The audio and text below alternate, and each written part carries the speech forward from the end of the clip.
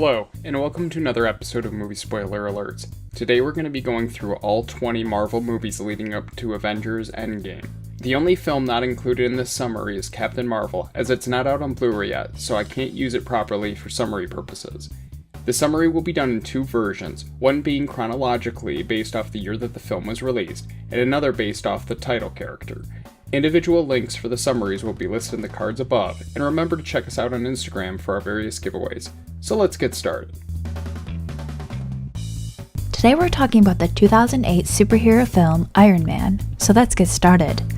The film opens with genius, billionaire, and playboy Tony Stark, owner of Stark Industries, a weapons company, and his friend Lieutenant Colonel James Rhodes, demonstrating a new Jericho missile. The demonstration is ambushed and Stark is wounded and captured by a terrorist group, the Ten Rings. Another prisoner, Yinsen, grabs an electromagnet into Tony's chest to keep shrapnel shards from reaching his heart. The two prisoners refuse to build the Jericho missile in exchange for freedom, and instead build an arc reactor power source and a suit of armor to escape. Their plans are discovered, and Yinsen sacrifices himself while the suit is completed. Stark battles his way out of the cave, burns the terrorist weapons, and crashes in the desert, destroying the suit.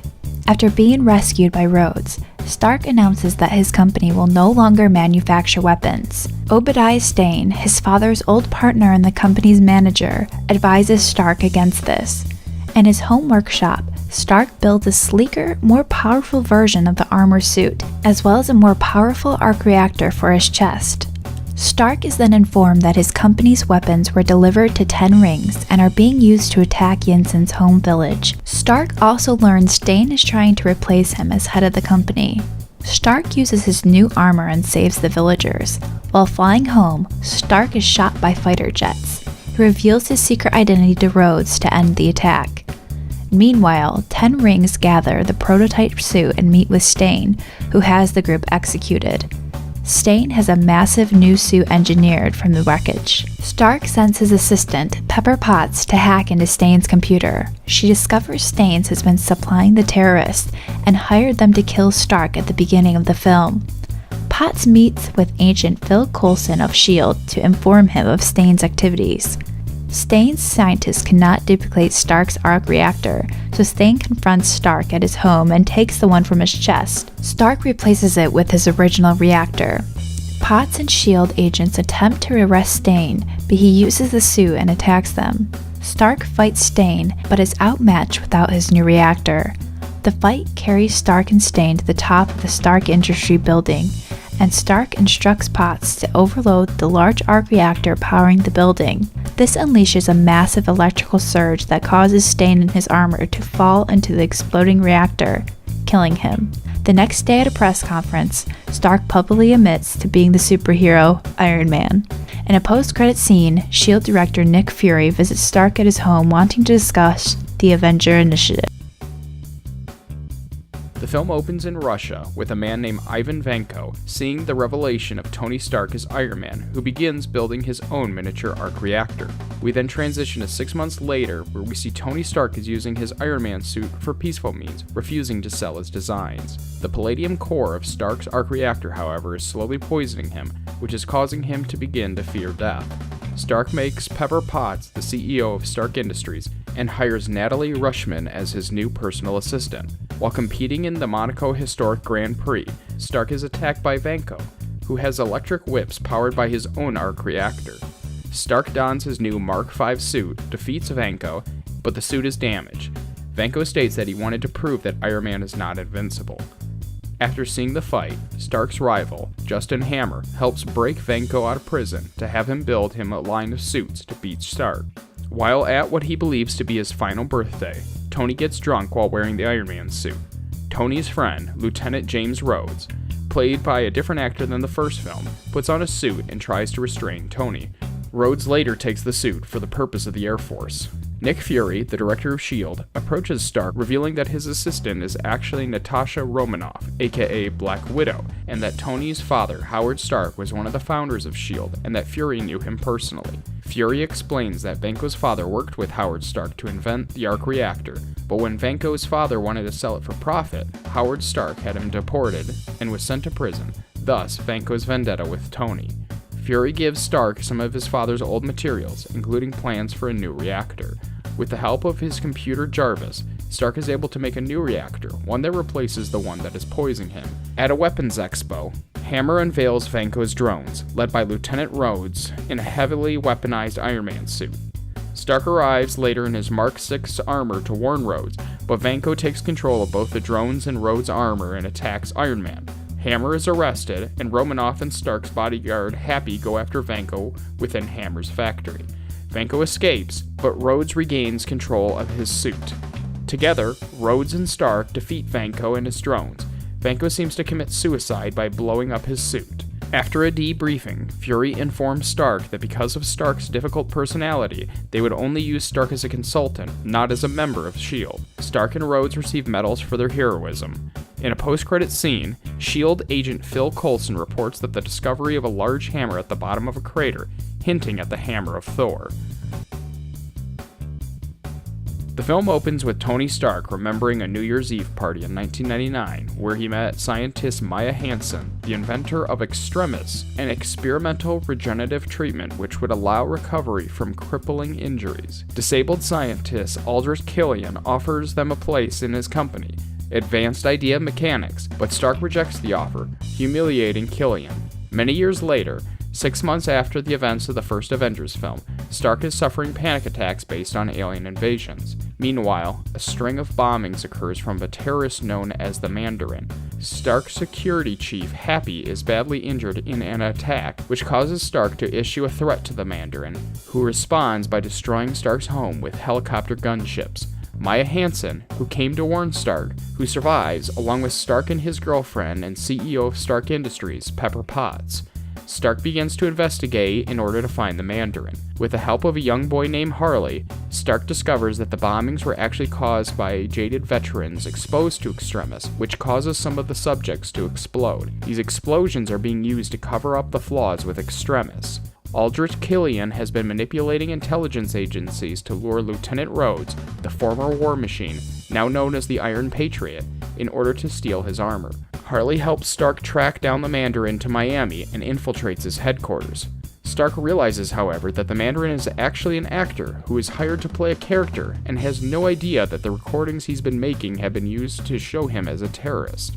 Killian reveals that he is truly the Mandarin, and he has been using the Extremis project to cure himself and other veterans.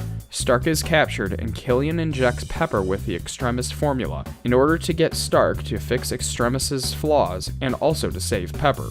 Hansen has a change of heart and tries to stop Killian. However, Killian ends up killing her. Stark escapes and reunites with Rhodes, discovering that Killian intends to attack the President on Air Force One. Stark saves some of the passengers and crew, but the President is captured, and Killian plans to kill him live on television. The Vice President would become the Puppet President, as Killian says he will cure the Vice President's daughter's disability. Killian is traced to a damaged oil tanker, and Stark goes to save Pepper, while Rhodes saves the President. Stark summons drone Iron Man suits to provide air support to Rhodes as he transports the President. Stark discovers that Pepper did survive the Extremis procedure, but the oil rig begins to collapse, and she falls to what seems like her death. Stark confronts Killian and traps him in an Iron Man suit, sets it to self-destruct, but it fails to kill Killian. Pepper, who survived the fall due to her Extremis powers, intervenes and is able to kill Killian. Stark has Jarvis remotely destroy all of his Iron Man suits as a sign of devotion to Pepper, and the Vice President and the actor pretending to be the Mandarin are both arrested. Stark is able to stabilize Pepper's Extremis effects, and Stark has the shrapnel near his heart removed. He throws his now obsolete arc reactor into the sea, saying that he will always be the Iron Man. In a post-credit scene, we see Stark waking up Dr. Bruce Banner, aka the Hulk. Today we're talking about the 2008 superhero film, The Incredible Hulk. An important thing to note is that there was a 2003 movie called The Hulk, which was not part of the Marvel Cinematic Universe, which this film actually is. Also, Edward Norton plays Bruce Banner in this film. However, Mark Ruffalo plays Banner in all the subsequent Marvel films. The film opens at Culver University, where General Thunderbolt Ross meets with Dr. Bruce Banner, the colleague and boyfriend of his daughter Betty, to discuss an experiment that Ross claims is meant to make humans immune to gamma radiation. The experiment fails, and the gamma radiation causes Banner to turn into the giant green Hulk whenever he becomes angry, enraged, or excited. The Hulk destroys the lab, injuring and killing several people inside. Banner becomes a fugitive, and the US military and General Ross want to weaponize the Hulk process. 5 years later, Banner works at a bottling facility in Brazil while searching for a cure for the Hulk condition, collaborating online with a man known only as Mr. Blue. Banner uses yoga techniques to try to keep his rage under control and hasn't transformed in 5 months. After cutting his finger on the line and some blood falling into a bottle, an elderly man gets gamma sickness from drinking a bottle in Wisconsin. Ross uses that bottle to track down Banner, sending in a SWAT team led by Emil Blonsky to capture Banner. Banner becomes the Hulk and defeats the team. Blonsky agrees to be injected with a small amount of a similar serum to Banner's, which gives him enhanced abilities, but deforms his skeleton and impairs his judgment. Banner returns to Culver University and reunites with Betty, who is now dating psychiatrist Leonard Samson. Banner is attacked again by Blonsky's team after Samson gave him up, causing him to become the Hulk. A battle takes place outside the university, and Blonsky seems to be killed by the Hulk, who escapes with Betty. After becoming Banner, Betty and him go on the run, and Banner contacts Mr. Blue, who they meet in New York City. Mr. Blue is actually cellular biologist Dr. Samuel Stearns, who tells Banner that he possibly has an antidote, but it only works after each individual transformation, and it is not permanent. Stern, however, has synthesized a large amount of Banner's blood in hopes of using it for medical purposes, but Banner fears the military will use it and wants to destroy the blood supply. Meanwhile, Blonsky is revealed to have survived the battle and is completely healed. They try for a third time to capture Banner and are successful and take Betty too. Blonsky orders Stern to inject him with Banner's blood, which Stearns warns him will cause him to become an abomination, but Blonsky insists. This causes Blonsky to become a creature much larger and stronger than the Hulk, but absolutely insane. Blonsky, aka Abomination, attacks Stearns, causing him to get some of Banner's blood into a cut on his forehead, causing Stern to transform as well. This is a reference to the comic book character, the Leader. Abomination rampages through Harlem, and Banner is able to convince Ross to release him, as the Hulk is the only one who can defeat the Abomination. After a large battle, Blonsky is defeated. After a nice moment with Betty, the Hulk flees New York. Months later, Banner is in British Columbia, now able to transform into the Hulk in a controlled manner. In a local bar, we see Tony Stark approaching Ross, telling him that he is putting a team together. Today we're talking about the 2011 superhero film, Thor, so let's get started. The film opens in 1965 AD, where Odin, the king of Asgard, is waging war against the Frost Giants and their leader Laufey to prevent them from conquering the Nine Realms. The Asgardian warriors defeat the Frost Giants and seize their source of power. The film transitions to the present, where Odin's son, Thor, is preparing to take over the throne of Asgard, but is interrupted when Frost Giants attempt to retrieve their power source. Against Odin's order, Thor travels to confront Laufey, accompanied by his brother Loki, childhood friend Sif, and the Warriors 3. Odin must intervene, and the fragile truce between the races is destroyed. Odin strips Thor of his powers and exiles him to Earth as a mortal, accompanied by his hammer Mjolnir, now protected by an enchantment that allows only the worthy to lift it. Thor lands in New Mexico, where Dr. Jane Foster, Darcy Lewis, and Dr. Eric Selvig find him. SHIELD agent Phil Coulson commandeers the hammer. Thor attempts to retrieve it, but he finds himself unable to lift it. He accepts his exile on Earth and develops a romance with Jane. Meanwhile, Loki discovers that he's Laufey's son, adopted by Odin after the war ended. Loki seizes the throne while Odin is in a deep sleep and offers Laufey the chance to kill Odin. Sif and the Warriors 3 attempt to return Thor from exile. Loki sends a massive warrior called the Destroyer to pursue them. The Destroyer attacks and defeats the warriors, prompting Thor to offer himself instead. Thor's sacrifice proves him worthy to wield Mjolnir. The hammer returns to him, restoring his powers and enabling him to defeat the Destroyer. Kissing Jane goodbye and vowing to return, he and his fellow Asgardians leave to confront Loki. Loki betrays and kills Laufey, revealing his true plan was to destroy the Frost Giants' world, to prove himself worthy to Odin. Thor arrives to stop Loki's plan and ends up stranding himself in Asgard. Odin awakens and refuses to give Loki approval, prompting him to fall into an abyss. On Earth, Jane and her team search for a way to open a portal to Asgard. In a post-credits scene, Nick Fury asks Selvig to study a mysterious cube-shaped object.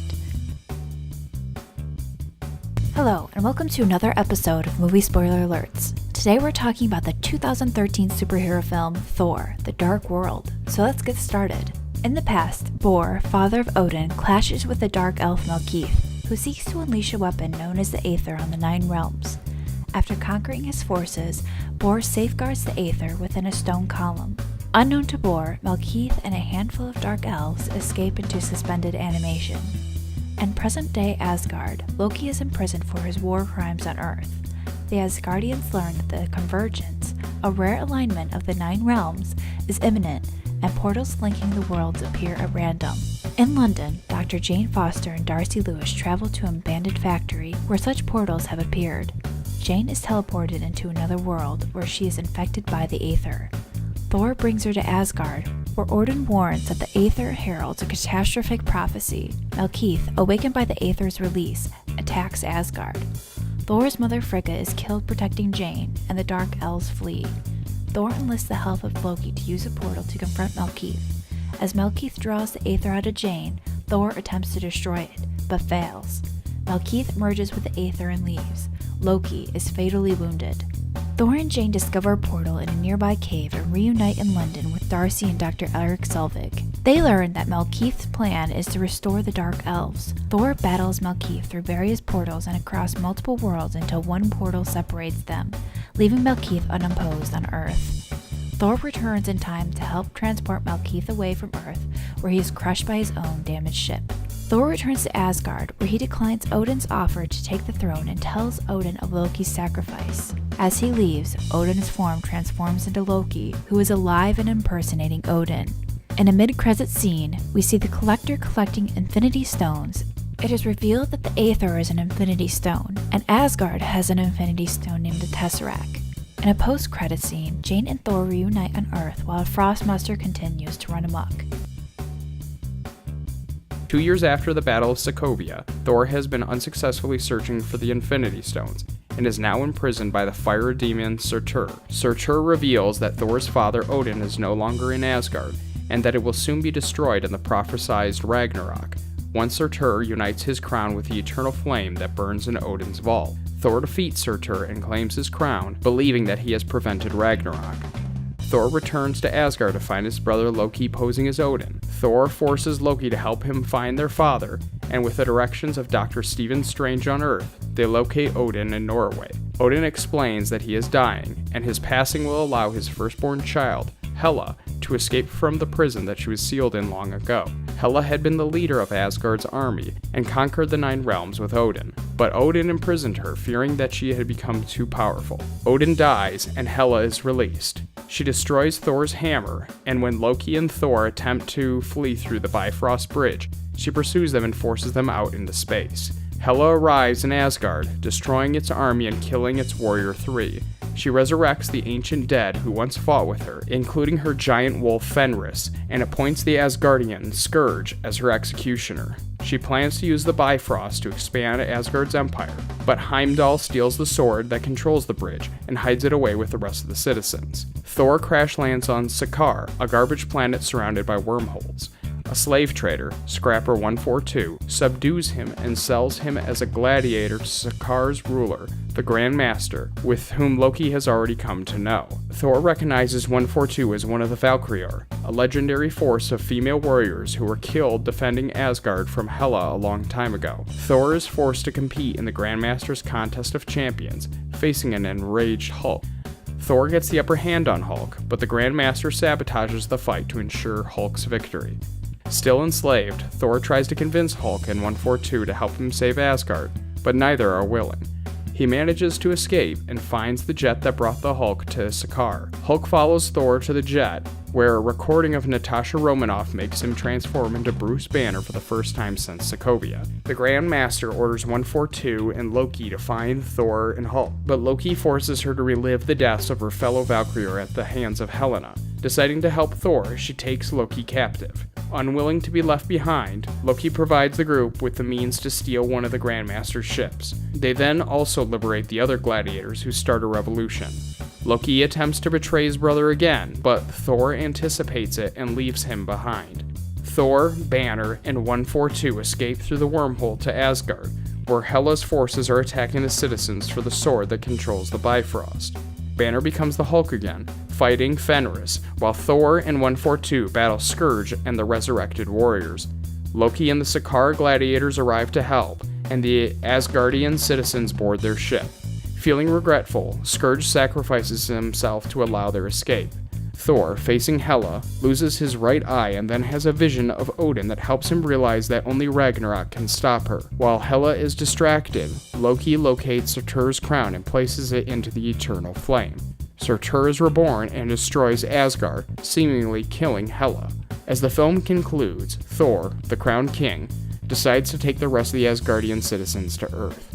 In a mid-credits scene, we see that they are intercepted by a large spacecraft, presumably owned by Thanos. In a post-credits scene, the Grandmaster encounters a group of former subjects who are still rebelling.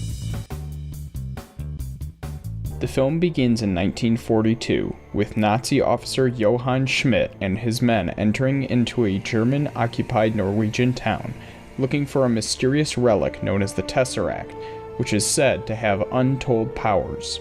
At the same time, Steve Rogers enlists in the U.S. military, despite his various health and physical problems.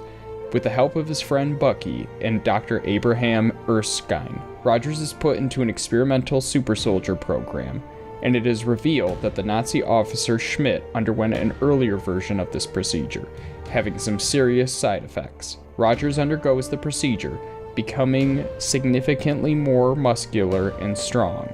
Back in Europe, Schmidt and Dr. Zola begin to use the power of the Tesseract in order to try to take over the world. Schmidt discovers Dr. Erskine's location and has him assassinated right after he completed Rogers' procedure.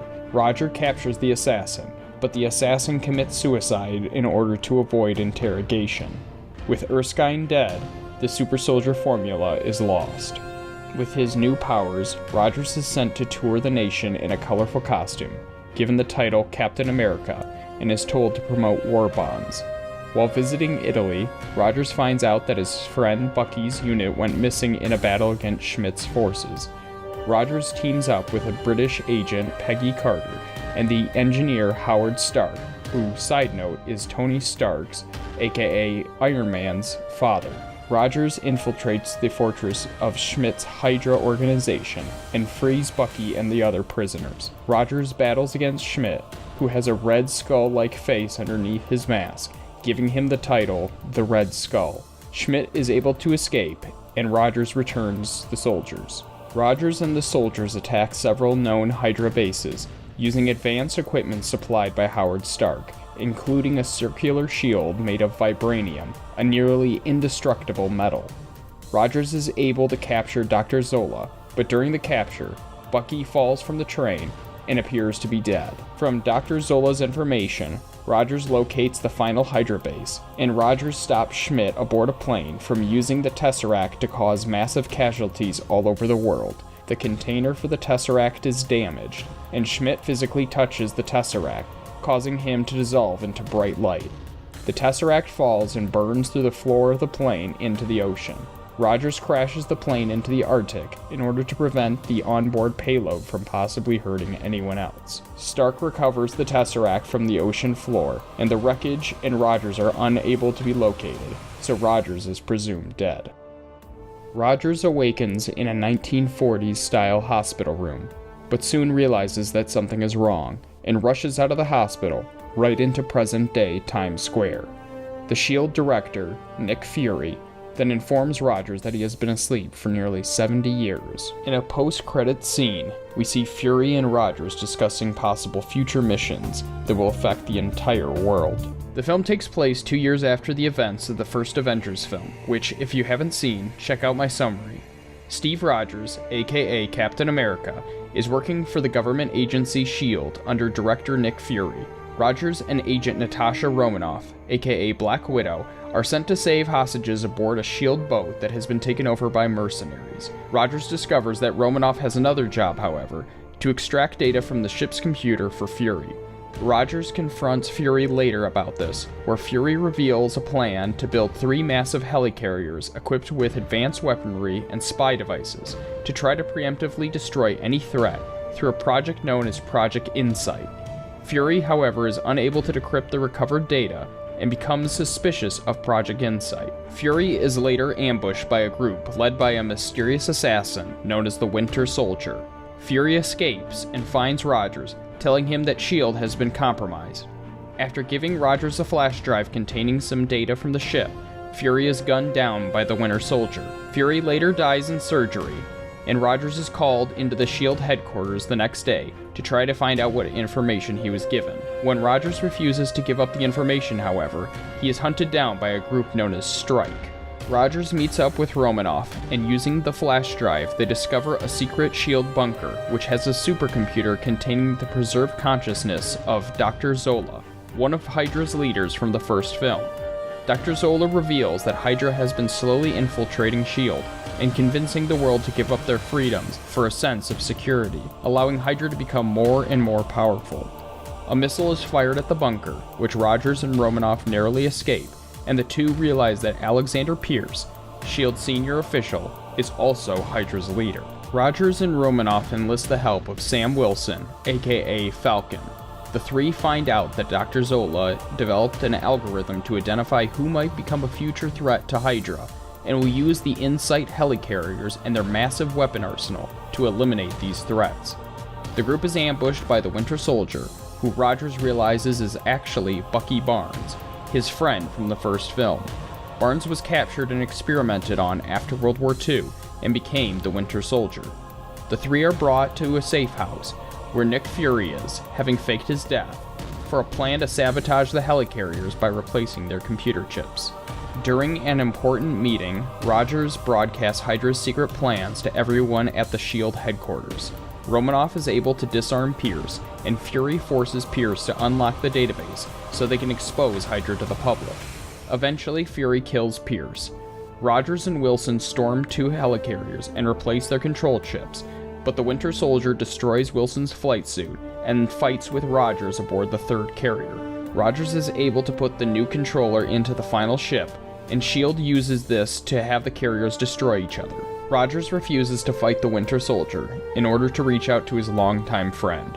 The ship they are aboard crashes into the SHIELD headquarters, and Rogers is thrown into a river, unconscious. The Winter Soldier rescues Rogers and disappears into the woods, showing Rogers did reach out to his old friend Bucky. Rogers and Wilson decide to pursue the Winter Soldier as the film ends, while Fury goes to find the remaining Hydra cells in Eastern Europe. There are 2 additional scenes during the credits.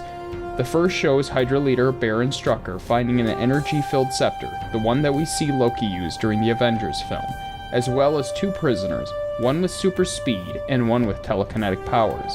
These 2 are siblings that we see in the Avengers' second film, known as Quicksilver and the Scarlet Witch, who are also Magneto's children. The second scene shows the Winter Soldier at a memorial for Bucky Barnes, who the Winter Soldier actually is, at the Smithsonian Institute. The film opens in 1991 with brainwashed soldier Bucky Barnes, aka the Winter Soldier, being dispatched by Hydra in a base in Siberia to intercept a car carrying a case of super soldier serum, and also killing the vehicle's occupants.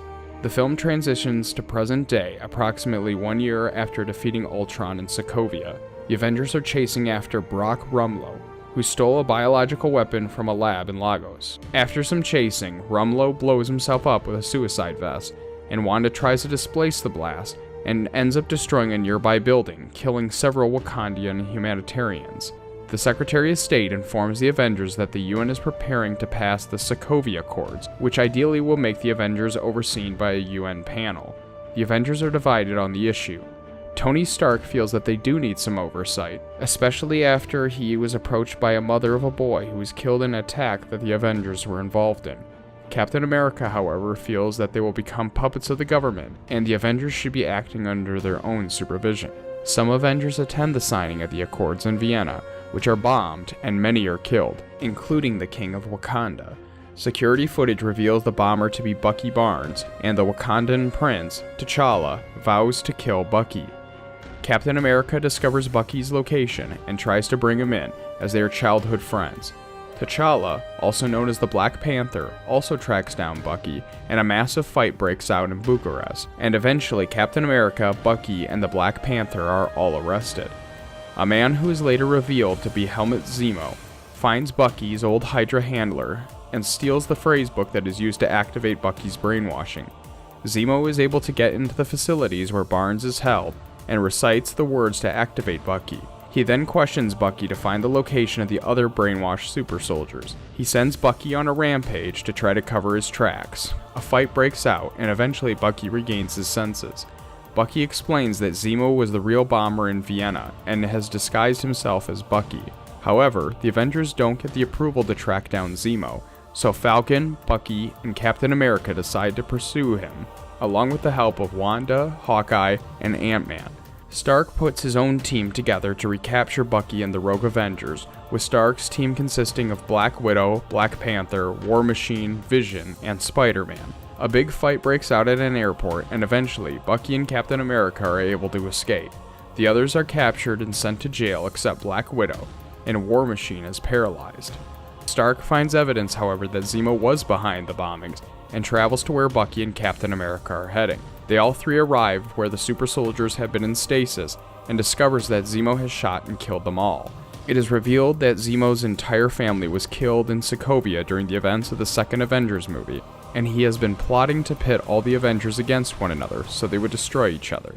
This is when Zemo reveals that back in 1991, when Bucky killed the two people to get the super soldier formula, that the two people he killed were Stark's parents.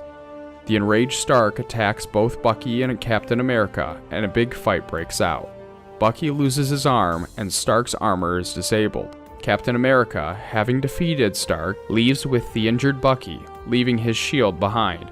Zemo, satisfied that he broke the Avengers apart, attempts suicide, but is stopped by Black Panther. As the film begins to wrap up, Stark is shown helping War Machine with an exoskeletal leg brace that allows him to walk again. Captain America breaks the captive Avengers out of jail. During a mid-credit scene, we see Black Panther has forgiven Bucky and gives him asylum and puts him into cryostasis until they can reverse his brainwashing. In a post-credit scene, we see Spider-Man testing out a new gadget from Stark with the phrase, "Spider-Man will return" on screen.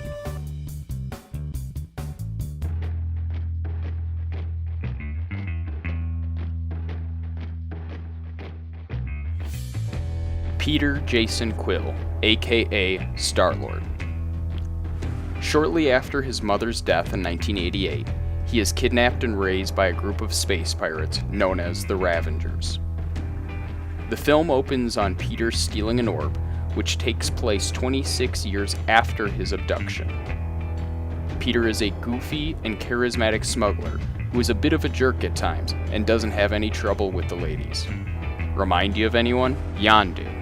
Yondu is the leader of the Ravengers, a group of ruthless space thieves and smugglers. Yondu raised Peter after abducting him, bringing him into the life of space crime. Yondu carries a special arrow on his hip that he can control by simply whistling, working as a very effective and deadly weapon. After hearing that Peter stole the orb in the opening of the movie, Yondu places a bounty on Peter's head in order to steal the orb for himself. Nova Prime Irani Rael.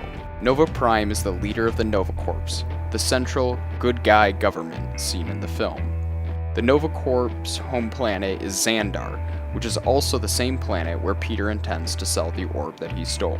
The Nova Corps is at war with the Kree, which is led by the fanatic Ronan the Accuser. Ronan is the main antagonist of the film and is a member of the Kree race. Ronan is a fanatic who defied the treaty between the Kree and the Nova Empire and is hellbent on destroying the planet Xandar. Ronan wants the orb so he can trade it to Thanos in order to receive Thanos' aid in the destruction of Xandar. Ronan's primary weapon is a large hammer, and he also has his own ship known as the Dark Aster and a sizable fleet along with it. Nebula. Nebula is the adopted daughter of Thanos and the adoptive sister of Gamora. She is a cyborg, incapable of repairing herself, and is loyal to Ronan. Gamora. Gamora is the adopted daughter of Thanos and the adoptive sister of Nebula. At the beginning of the film, she is sent by Thanos to aid Ronan and is tasked with stealing the orb. Gamora decides to betray both her father and Ronan and plans on stealing the orb for herself to sell to a buyer for an obscene amount of money. Gamora is a skilled and deadly warrior, though Peter does try frequently to flirt with her. Rocket Raccoon and Groot. Rocket Raccoon is the result of illegal genetic experimentation, resulting in Rocket being a very intelligent and skilled fighter, and is also capable of designing complex weapons and technology. Groot is a tree-like creature who is only capable of saying, I'm Groot. I'm Groot. I am Groot! Together, Rocket and Groot work as bounty hunters and try to catch Peter for the reward that Yondu put on his head. Drax the Destroyer. Drax is an incredibly powerful and strong fighter, but he is completely literal and has no understanding of euphemisms, social cues, or satire.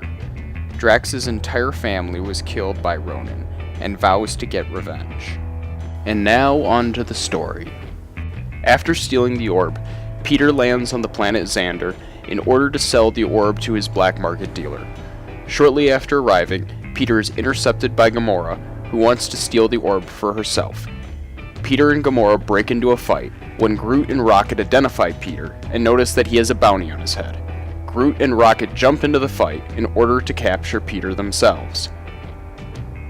After causing a considerable amount of damage, all four of them are arrested and sent to the Klin, a high-security outer space prison. When they arrive at the Klin, Gamora explains to the group that she was going to sell the orb for a massive amount of money. After a bit of arguing, Peter convinces the team to work together to break out of the prison and split the earnings from selling the orb. While in prison, they meet Drax, whose entire family was killed by Ronan and wants revenge. Drax teams up with the main group in hopes that he will have the opportunity to kill Ronan. The team devises an elaborate plan involving disabling the gravity of the prison and successfully escapes. Afterwards, they travel to meet Gamora's buyer on a massive floating head known as Nowhere. Nowhere is a seedy mining community with virtually no laws. Peter and Gamora meet up with the Collector there, who reveals to them the true purpose of the orb. Oh, my new friends. Before creation itself, there were 6 singularities. Then the universe exploded into existence, and the remnants of these systems were forged into concentrated ingots. Infinity Stone. The Infinity Stone contains a massive amount of energy and can only be wielded by beings of superior power. However, one of the slaves tries to take the stone in defiance of him and explodes on contact. After realizing the stone's importance, Gamora and Peter decide to take the stone to the Nova Corps so it could be kept out of the hands of dangerous individuals such as Ronan. But while Peter and Gamora were dealing with the stone and the Collector, Drax made contact with Ronan in a foolish attempt to kill him. Ronan arrives on Nowhere with his entire fleet, and at the same time, Yondu has tracked down Peter's location, and a huge fight breaks out between all three sides. After a lot of shooting, flying, and chasing, eventually the team is defeated, and they lose the stone to Ronan. Gamora and Peter are left stranded floating in outer space, with only seconds to live. In a moment of desperation, Peter reaches out to Yondu, who ends up saving them from the cold and oxygenless space. Aboard the Dark Aster, Ronan, who has now realized what the orb actually contained, decides to take the Infinity Stone for himself and places it into his hammer. Thanos is furious at Ronan's betrayal, but Ronan vows that he will destroy the planet Xander, and afterwards he will go kill Thanos. We now go back to Yondu's ship, where shortly after recovering from the oxygenless space, Peter and Gamora are interrogated by Yondu. After some threatening and fighting, Peter convinces Yondu and the Ravengers to team up with the Guardians in order to get the stone back from Ronan. The deal is Yondu and his men will help the Guardians, so long as Yondu gets the Infinity Stone when the battle is over. Peter contacts the Nova Corps on Xander to alert them of Ronan's attack, and also to let them know that the Ravengers will be helping protect the planet. Ronan's ship arrives at the planet Xander, along with a massive fleet of Kree fighter ships. While the Ravengers and the Nova Corps fight the fleet from the outside, Peter, Drax, Groot, and Gamora punch a hole in the Dark Aster and enter in on foot. Rocket, on the other hand, remains on the outside of the Dark Aster in order to help fight from his ship.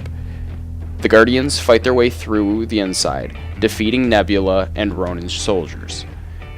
Eventually, the Guardians reach Ronan, but Ronan, coupled with the power of the Infinity Stone, clearly has the upper hand. It seems as though all hope is lost for the Guardians. However, while monologuing about his superior power, Rocket crashes his ship through a window, hitting Ronan and causing the Dark Aster to fall out of the sky. As the Dark Aster is plummeting to Earth, Groot creates a protective wood ball around the group, which will kill him, but protect the others. After the ship crashes, a huge wave of destruction occurs, crushing buildings and a good portion of the city. The group has survived, except for Groot, but unfortunately, so did Ronan. Once again, Ronan, being the high and mighty fanatic, starts monologuing about how he will destroy Xander. Peter sees this as a great opportunity to create a distraction. Things are gonna get easier.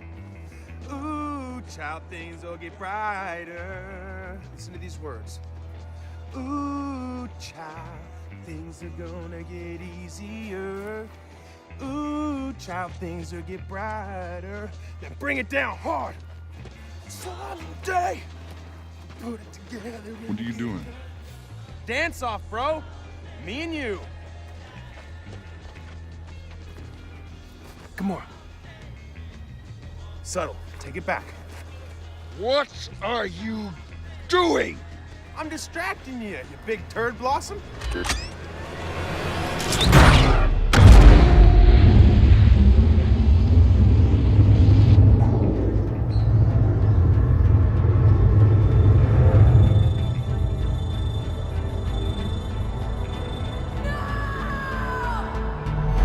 Peter grabs the stone, and the Guardians all work together to utilize the power of the Infinity Stone, and finally defeat Ronan.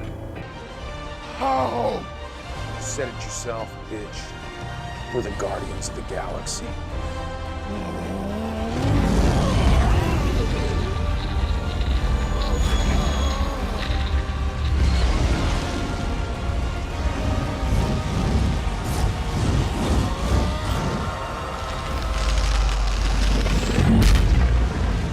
After Ronan is destroyed, the Guardians trap the stone in a container, only to be immediately surrounded by Yondu and the Ravengers.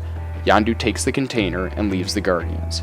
As Yondu is leaving, he mentions to one of his crew how the Ravengers were originally hired to pick up Peter and bring Peter to his dad. This possibly could be a plot point for the next movie. Peter reveals, however, that he switched the container on Yondu, giving Yondu a troll doll, while giving the real Infinity Stone to the Nova Corps to be locked away and protected. As a reward for their service, the Nova Corps expunges all of the Guardians' criminal records. Aboard the ship, we see that a small twig from Groot that Rocket had saved actually turned out to still be alive, indicating that we will most likely see Groot again. The Guardians fly off to start on some other new adventure.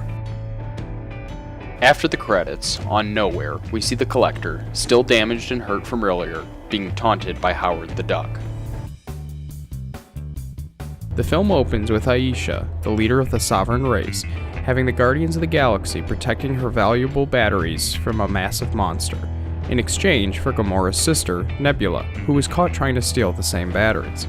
However, Rocket steals some of the batteries for himself, and the Sovereign attacks the Guardian ship with a fleet of drones. The drones are destroyed by a mysterious ship, however, and they crash on a nearby planet. A man from the mysterious ship reveals himself to be Peter Quill's father, named Ego, and invites Quill, Gamora, and Drax to his home planet, while Rocket and Groot repair their ship and guard Nebula. Yondu and his crew are hired by the Sovereign to recapture the Guardians. Yondu and his crew have been kicked out of the Ravager community for child trafficking, primarily referring to how he trafficked Peter as a child. They capture Rocket, but Yondu hesitates to turn over Quill, and then Yondu's lieutenant, Taserface, leads a mutiny with the help of Nebula. After succeeding, Taserface takes over, and Nebula leaves to find and kill her sister Gamora. Rocket and Yondu bond, and with the help of Groot and Kraglin, a Yondu loyalist, they are freed and destroy the ship, but Taserface is able to warn the Sovereign. We transition to find that Ego is a godlike being known as a Celestial, who manipulated matter around his consciousness to create a home planet. He also created a humanoid form where he can project his consciousness in order to travel the universe, and while doing so, he fell in love with Quill's mother Meredith, eventually leading to her pregnancy. Upon her death, Ego hired Yondu to collect Quill to bring him to the planet, but Quill was never delivered. Nebula arrives at Ego's planet to try to kill Gamora, but they come to an uneasy alliance once they discover a cave filled with skeletons. Ego then reveals to Quill that he actually planted seedlings across the world, which he can terraform into new extensions of himself, but can only be activated by two Celestials. He impregnated thousands of women, and had Yondu collect all of their offspring, in hopes that they would fulfill the role of the second Celestial. When they failed, Ego killed them, explaining the cave filled with skeletons.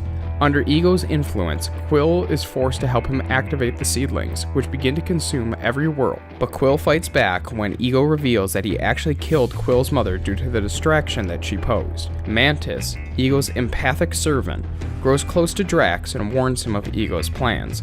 Gamora and Nebula learn of the plan as well, just as Rocket, Yondu, Groot, and Kraglin arrive. The Sovereign drones also pursue them, as the Guardians try to destroy Ego's brain housed in the planet's core. Rocket makes a bomb using the stolen Sovereign batteries, and Groot plants the bomb on the brain. Quill uses his newfound celestial powers against Ego to distract him long enough for the other Guardians and Mantis to escape. The bomb explodes, killing Ego and disintegrating the planet. Yondu sacrifices himself in order to save Quill, and Quill realizes that Yondu kept him hidden for so many years to protect him from being killed by Ego, and Quill accepts Yondu as his true father figure. Nebula chooses to leave and to try to kill her father, Thanos, by herself. The Guardians and several Ravager groups have a funeral for Yondu, acknowledging his sacrifice and accepting him as a Ravager again. In both the mid and end scene credits, we see several things, including Kraglin trying to use Yondu's telekinetic arrow, Ravager leader Stakar Ogord reuniting with his ex-teammates, Groot starting to grow back to his normal size, acting like a stereotypical teenager, Aisha creating a new artificial being to destroy the Guardians named Adam, and lastly, Stan Lee talking to a group of Watchers about his experiences on Earth. Oh, and welcome to another episode of Movie Spoiler Alerts. Today we are talking about the 2015 superhero film Ant-Man, so let's get started. In 1989, scientist Hank Pym resigns from S.H.I.E.L.D. after discovering their attempt to replicate his Ant-Man shrinking technology. Believing the technology is dangerous, Pym vows to hide it as long as he lives. In the present day, Pym's daughter, Hope Van Dyke, and former protege, Darren Cross, have forced him out of his company, Pym Technologies. Cross is close to perfecting a shrinking suit of his own, the Yellow Jacket, which horrifies Pym. Upon his release from prison, Scott Lang moves in with his old cellmate, Lewis. Lang visits his daughter and is chastised by his former wife and her police officer fiancé, Paxton, for not providing child support. Unable to hold a job, Lang agrees to join Lewis's crew. Lang breaks into a house and cracks its safe, but only finds what he believes to be an old motorcycle suit. After trying the suit on, Lang shrinks himself to the size of an insect. Terrified by the experience, he returns the suit to the house, but is arrested on the way out. Pym, the homeowner, visits Lang in jail and smuggles the suit into his cell to help him break out. Pym manipulated Lang through an unknowing Lewis into stealing the suit as a test, and wants Lang to become the new Ant-Man to steal the Yellow Jacket. Hope and Pym train Lang to fight and control ants. Pym warns Lang that he could disappear into a subatomic quantum realm, like his wife, the Wasp, did, if he overrides the suit's regulator. They send him to steal a device from the Avengers headquarters, where he briefly fights Sam Wilson. Cross perfects the Yellow Jacket and hosts an unveiling ceremony at Pym Technologies. Lang, along with the crew and a swarm of flying ants, infiltrate the building during the event, sabotage the company's servers, and plant explosives.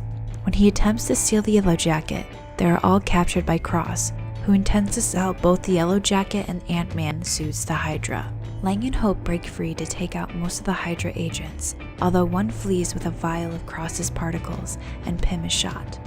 Lang pursues Cross while the explosives detonate, imploding the building as Pym and Hope escape. Cross, wearing the Yellow Jacket, attacks Lang before Lang is arrested by Paxson. Cross takes Lang's daughter hostage to lure him into another fight. Lang overrides the regulator and shrinks to subatomic size to penetrate Cross's suit and sabotage it to shrink uncontrollably, killing Cross. Lang disappears into the quantum realm but manages to reverse the effects. Out of gratitude, Paxson covers for Lang to keep him out of prison. Seeing that Lang survived the quantum realm, Pym wonders if his wife is alive as well. Later, Lang meets up with Lewis, who tells him that Wilson is looking for him. In a mid-credits scene, Pym shows Hope a new Wasp prototype suit and offers it to her. In a post-credits scene, Wilson and Steve Rogers have Bucky Barnes in custody. Unable to contact Tony Stark because of the Accords, Wilson mentions that he knows someone who can help. The movie takes place 2 years after Scott Lang, aka Ant-Man, was put on house arrest for his actions in the Civil War movie. Hank Pym and his daughter Hope briefly open a tunnel to the quantum realm where they believe Hope's mother Janet has been trapped since 1987. When Lang went to the quantum realm in Ant-Man 1, he unknowingly connected with Janet and has been receiving messages from her. Lang contacts Pym and Hope about Janet, and they kidnap him when he only has days left on his house arrest, believing a decoy as to not arouse suspicion from FBI agent Jimmy Woo. They work to build a way to reach Janet to retrieve her. While trying to buy parts, they are double-crossed by a black market dealer, and Hope puts on the Wasp outfit, fighting off the black market dealer's men. But they are attacked by an unstable masked ghost woman, who steals the shrunk-down lab of Pym. Pym visits his estranged former partner, Bill Foster, to help them locate the lab, where they are captured by the ghost, revealing her identity to be Ava Starr. Ava's parents, another former partner of Pym, died during an experiment that caused Ava's unstable state. Foster has been helping Ava, planning to cure her with Janet's quantum energy. Pym refuses, believing that this will kill Janet, and the trio escape. They are able to contact Janet, who gives them the precise location to find her, but warning that they only have a short window to get to her. Agent Woo almost catches Lang violating his house arrest, but instead, Pym and Hope are arrested as they have been at large for some time, allowing Ava to take the shrunk-down lab. Lang is able to help them escape, and they are able to recover the lab. Pym enters the realm to retrieve Janet, but they are attacked by the dealer and his men, allowing Ava to get to Janet's energy. Lang is helped by his friends from the first film. Pym and Janet return to the quantum realm and give Ava some of her energy to stabilize Ava temporarily.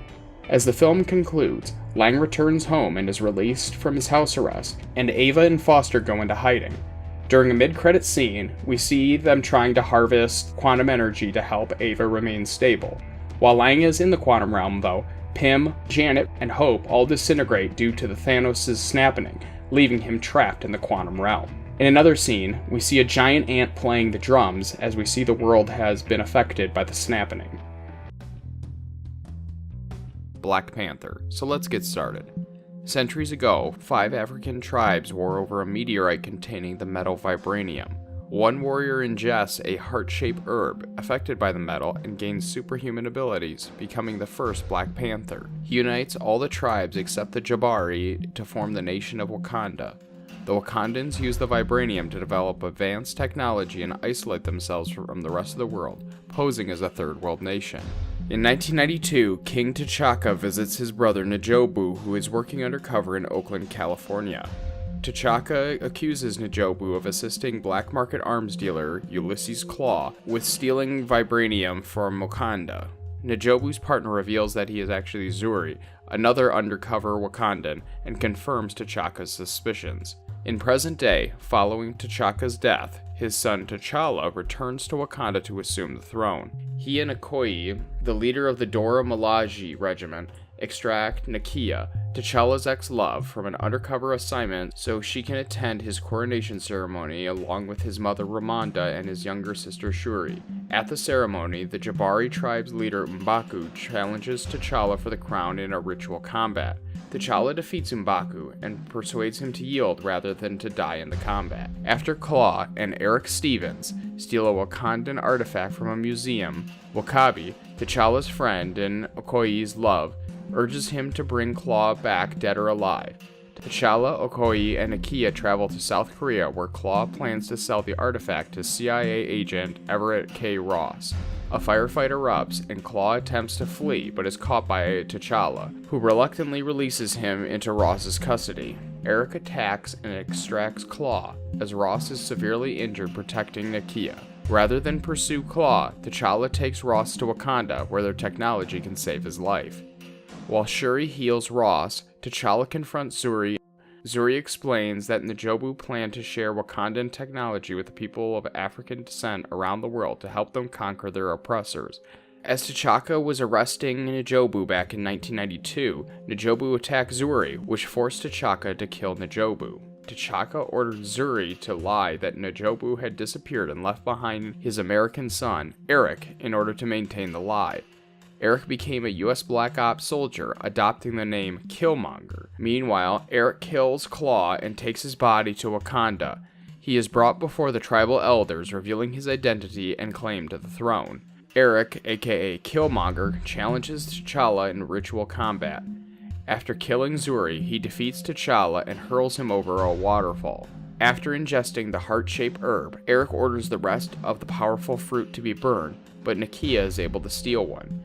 Eric, supported by W'Kabi and his army, prepares to distribute shipments of Wakandan weapons to operatives around the world. Nakia, Shuri, Ramonda, and Ross flee to the Jabari tribe for aid. They find a comatose T'Challa, rescued by the Jabari in repayment for M'Baku's life. Healed by Nakia's herb, T'Challa returns to fight Killmonger, who is now wearing his own suit, and commands W'Kabi and his army to attack T'Challa. Shuri, Nakia, and the Dora Milaje join T'Challa, while Ross remotely pilots a jet to fight and shoot down planes carrying vibranium weapons. M'Baku and the Jabari tribe arrive to reinforce T'Challa. Confronted by Okoye, W'Kabi and his army stand down. Fighting in Wakandan's vibranium mine, T'Challa disrupts Killmonger's suit and stabs him. Killmonger refuses to be healed, choosing to die a free man rather than be incarcerated.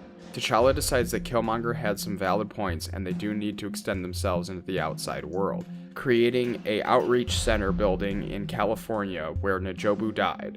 In a mid-credit scene, we see T'Challa appears before the United Nations to reveal that Wakandan's true nature to the world. In a post-credit scene, Shuri helps Bucky Barnes with his recuperation.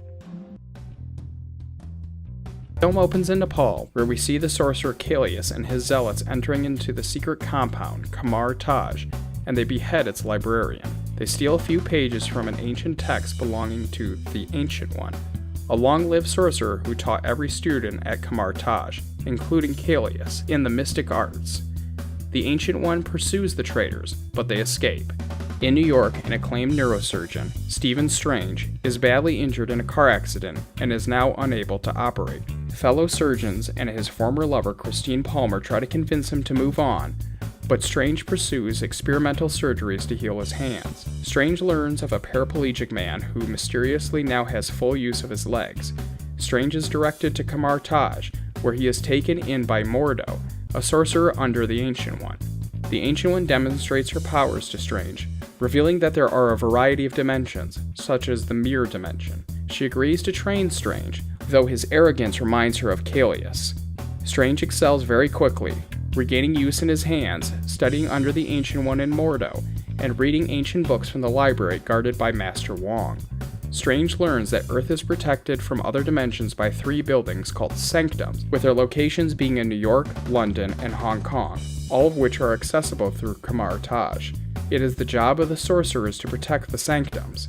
Strange reads from the same book that Kalius stole from, learning to bend time using the Eye of Agamotto. Mordo and Wong warn Strange against breaking the laws of nature, comparing it to Kalius' desire for eternal life.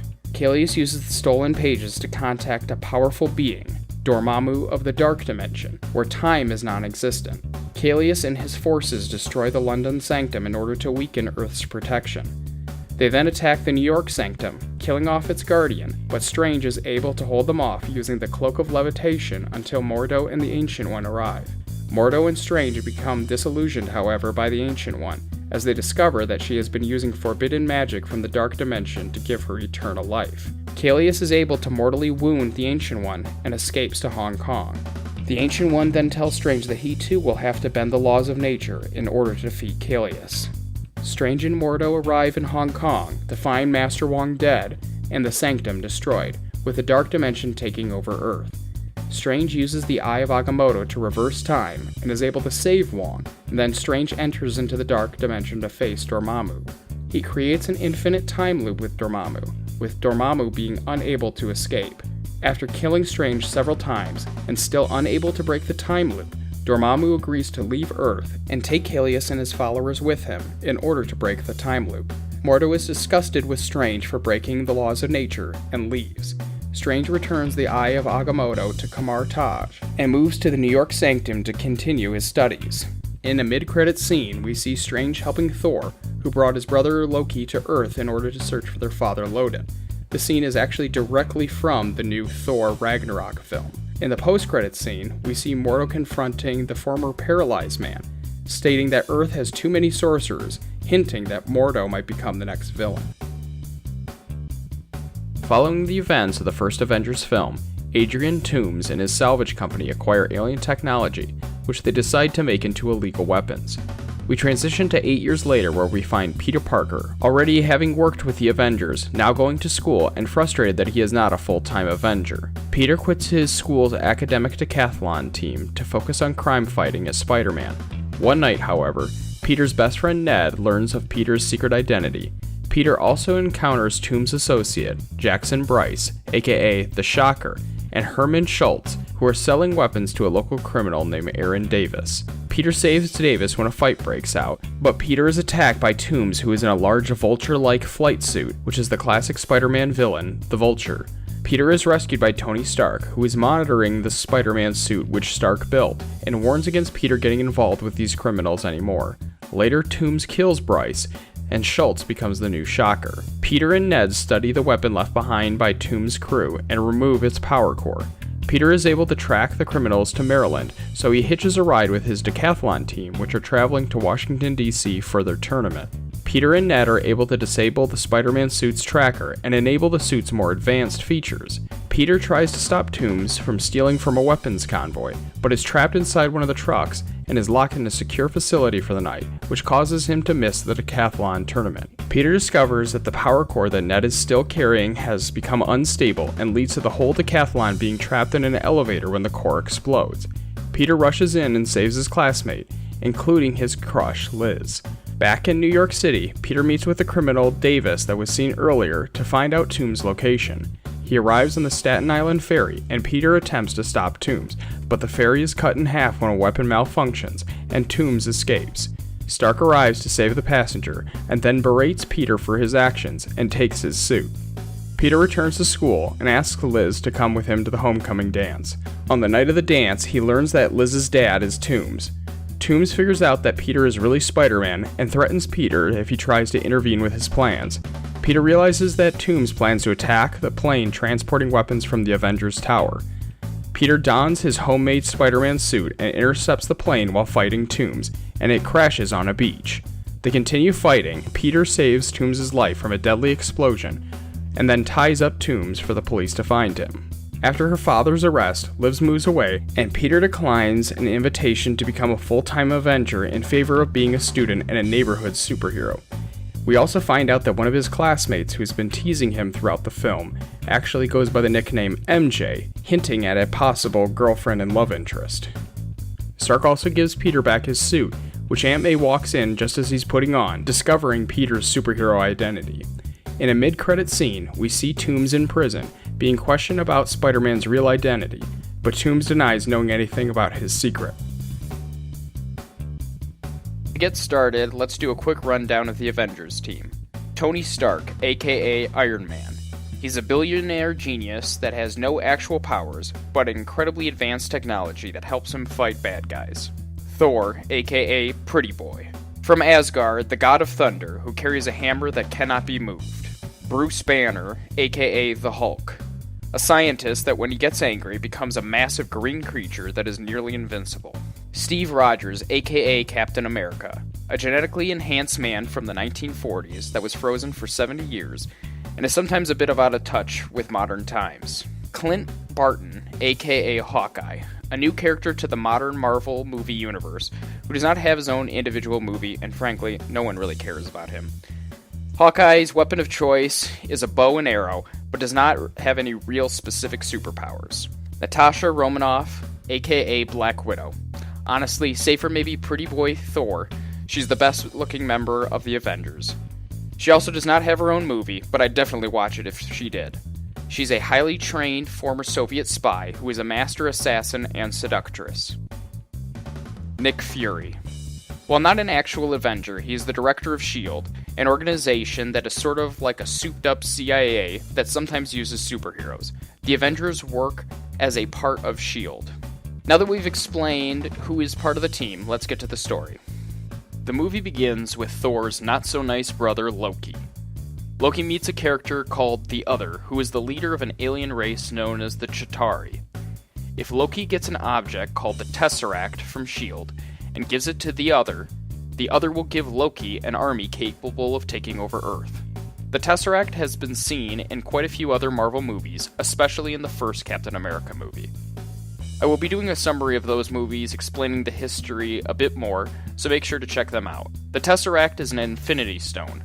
For more in-depth explanation of what Infinity Stones are, check out my Guardians of the Galaxy movie summary. The main thing to know about the Tesseract is it's a cube of great power, and the Other wants it, so he can give it to his master, Thanos. Nearly all of the recent Marvel movies, at least on some level, have been influenced by Thanos. While we only have seen glimpses of him, Thanos is going to be playing a big role in the future, and his desire to get his hands on the Infinity Stones is very important. Loki breaks into the S.H.I.E.L.D. headquarters and ends up capturing the Tesseract, as well as mind-controlling a good amount of S.H.I.E.L.D. scientists, including Dr. Eric Selvig, the professor from the Thor movies, as well as Hawkeye. Nick Fury escapes this attack and works to get the Avengers together, which does take a bit of convincing. The mind-controlled Hawkeye ends up stealing iridium that is needed to stabilize the Tesseract, while at the same time, Loki makes a very loud and obvious distraction. Loki is captured by the Avengers and taken to S.H.I.E.L.D's ship, known as the Helicarrier. However, the Tesseract is still hidden away from the Avengers. After some investigating, the Avengers learn that S.H.I.E.L.D. wants the Tesseract cube so they can weaponize it, which starts a big argument between the agents of S.H.I.E.L.D. and the members of the Avengers. While arguing, the mind-controlled Hawkeye and several others of Loki's crew attack the helicarrier. A big fight breaks out, Loki escapes, and Hawkeye is knocked unconscious, which breaks him from his mind control. The Avengers attempt to recover, while Loki puts the final parts of his plan into action. The still mind-controlled Dr. Selvig has set up the Tesseract on the roof of a building in New York City, which he uses to open a massive wormhole. From the wormhole, a giant army of Chitauri pours in, the same army that the Other promised to Loki for capturing the Tesseract. A huge fight breaks out between Loki's army and the Avengers. The US government attempts to use a nuclear missile to destroy the whole city of New York in order to prevent the attack from spreading. But Iron Man takes the missile through the wormhole, causing it to detonate on the other side in a galaxy far away. The explosion causes the wormhole to close, and Iron Man falls back to Earth. Loki is defeated, in a rather brutal way, by the Hulk, and then Thor takes both Loki and the Tesseract back to Asgard. The film opens with the Avengers raiding a Hydra facility in Sokovia, commanded by Baron Wolfgang von Strucker, who's been experimenting on humans using the scepter previously wielded by Loki. They encounter test subjects Pietro and Wanda Maximoff, who are Quicksilver and Scarlet Witch, as well as apprehending Strucker and Loki's scepter. As a quick side note, these are actually the kids of Magneto from the X-Men universe, but due to licensing issues, they cannot refer to this. Stark and Banner, the Hulk, discover an artificial intelligence within the Scepter's gem and secretly use it to complete Stark's Ultron global defense program. It creates a sentient being who believes he must eradicate humanity to save Earth. It destroys Stark's AI Jarvis and attacks the Avengers at their headquarters. Ultron escapes with the Scepter and uses the resources at the Hydra base to upgrade his body and build an army of robot drones. Having killed Strucker, he recruits the Maximoff siblings and sets off to obtain Wakanda vibranium. The Avengers arrive and attack Ultron, but the Scarlet Witch subdues them with haunting visions. The team goes into hiding at a safe house, reeling from the visions. Thor departs to consult Dr. Eric Selvig on the meaning of the apocalyptic future he saw in his hallucination. Nick Fury arrives and encourages the rest of the team not to break apart and to form a plan to stop Ultron. Meanwhile, Ultron forces the team's friend Dr. Helen Cho to use her synthetic tissue technology, together with the vibranium and the Scepter's gem, to perfect a new body for him. As Ultron uploads himself into the body, the Scarlet Witch reads his mind. Discovering his plan for human extinction, the Maximoff siblings turn against Ultron. Some of the team find Ultron and retrieve the synthetic body, but Ultron captures Black Widow. The team fight amongst themselves while Stark secretly uploads Jarvis, who hid from Ultron inside the internet, into the synthetic body. Thor returns to help activate the body, explaining that the gem on its brow is one of the 6 Infinity Stones, and was part of his vision. This vision and the Maximoff siblings accompany the Avengers' return to Sokovia, where Ultron has used the remaining vibranium to build a machine to lift a large part of the capital skyward, intending to crash it into the ground to cause global extinction. Banner rescues Black Widow while the Avengers fight Ultron's army. Fury and others evacuate civilians. Quicksilver dies when he shields Hawkeye from gunfire, and a vengeful Scarlet Witch abandons her post to destroy Ultron's primary body, which allows one of his drones to activate the machine.